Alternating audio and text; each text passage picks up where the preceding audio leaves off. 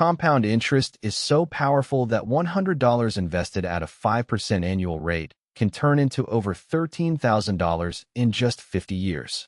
It's 1720, and we're in the coffee houses of London, where financiers like Richard Cantillon are discussing the latest investment strategies, with numbers like $1,000 being lent out at 4% interest.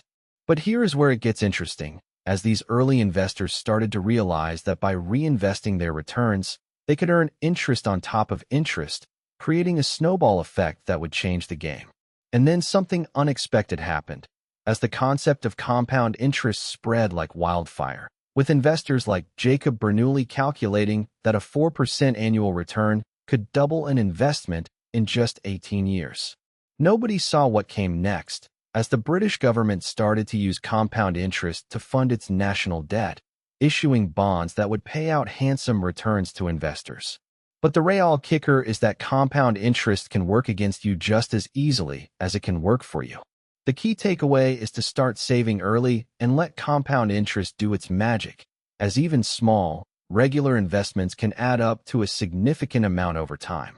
So, can you afford to wait and let inflation eat away at your money? Or will you harness the power of compound interest to build wealth that will last for generations?